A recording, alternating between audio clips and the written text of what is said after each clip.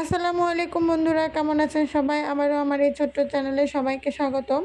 আমি আজকে আমড়ার আচার তৈরি করব। খুবই কম মশলায় সহজ উপায়ে এই আচারটা আপনারা তৈরি করে নিতে পারেন। তো চলুন দেখে নেই।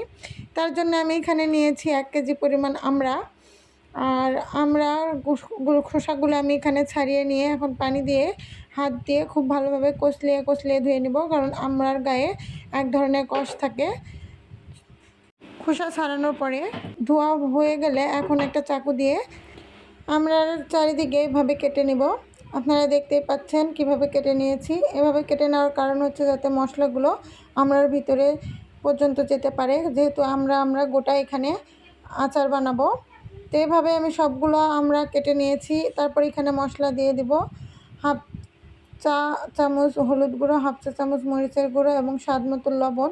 তারপর হাত দিয়ে এই মশলাগুলো আমরা সাথে খুব ভালোভাবে মেখে নিব। এই কাজটা হাত দিয়ে করে নিতে হবে।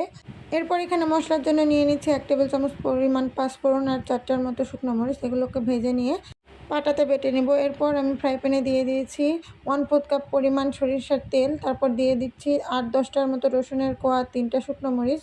এগুলোকে কিছুক্ষণ ধরে ভালোভাবে ভেজে নেব। তারপরে এখানে সেই মশলা দিয়ে মেখে রাখা আমড়াগুলো দিয়ে দিচ্ছি।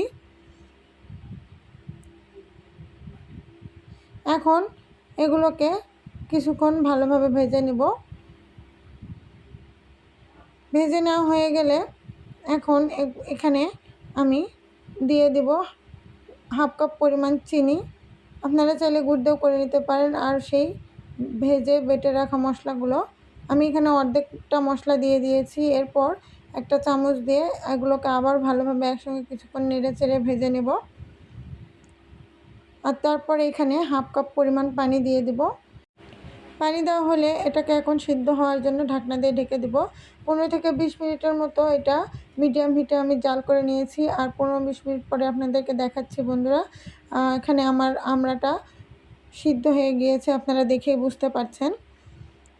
এখন এখানে নামানোর আগে আমি দিয়ে দেব হাফ চা চামচ বিট লবণ, 1 চা চামচ ভিনেগার আর সেই ভেজে বেটে রাখা অর্ধেক মশলা দিয়ে এটাকে ভালোভাবে নেড়ে চেড়ে এখন চুলা থেকে আমি নামিয়ে ফেলবো। আমার এই ভিডিও যারা দেখছেন কিন্তু এখনও চ্যানেলটি সাবস্ক্রাইব করেননি, তাদের কাছে অনুরোধ রইল চ্যানেলটি সাবস্ক্রাইব করার। আর যারা করেছেন তাদেরকে অসংখ্য অসংখ্য ধন্যবাদ। ভালো লাগলে অবশ্যই ভিডিওটি বেশি বেশি করে শেয়ার করবেন, লাইক কমেন্ট করতে ভুলবেন না। এই হলো কম মশলায় সহজে আমড়ার আচারের রেসিপি। আপনারা যে কেউ বাড়িতে অল্প সময়ের মধ্যে এটা তৈরি করে নিতে পারবেন।